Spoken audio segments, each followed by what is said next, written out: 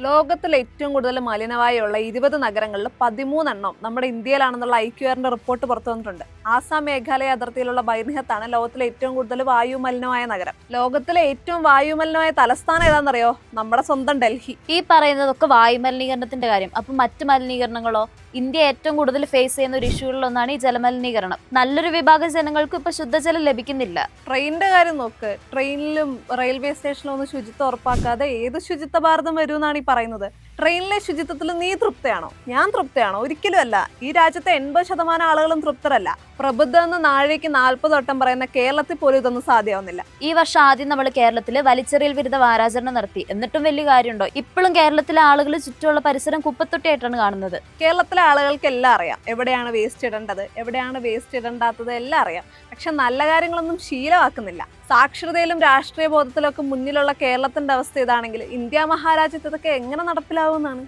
ശുചിത്വബോധം നമ്മുടെ സംസ്കാരത്തിന്റെ ഒരു ഭാഗമാക്കി മാറ്റണം. വീടുകളിൽ നിന്നും സ്കൂളുകളിൽ നിന്നും വേണം ഇതൊക്കെ തുടങ്ങാൻ. അതൊക്കെ ശരിയാണ്. പക്ഷെ വല്ലപ്പോഴും മാത്രം അധ്യാപകർ എത്തുന്ന ഉത്തരേന്ത്യയിലെ വിദൂര ഗ്രാമങ്ങളിലെ സ്കൂളുകളിൽ വിശപ്പടക്കാന്നുള്ള പ്രാഥമിക സംഗതി മാത്രം നടപ്പിലാവുമ്പോൾ ഇതൊക്കെ ഒരു വിദൂര സ്വപ്നമല്ലേ? പിന്നെയുള്ള ഓപ്ഷൻ വമ്പം പദ്ധതികളാണ്. വമ്പം പദ്ധതികൾ എന്ന് പറയുമ്പോഴേ കോടികളുടെ പണമൊഴുക്കാണ്. അതേക്കുമ്പോൾ ഹൃദയം തുടിക്കുന്ന വല്ല രാഷ്ട്രീയ പ്രബുദ്ധരുണ്ട്, ഉദ്യോഗസ്ഥ ലോബികളുണ്ട്, കോർപ്പറേറ്റ് കഴുകന്മാരുണ്ട്.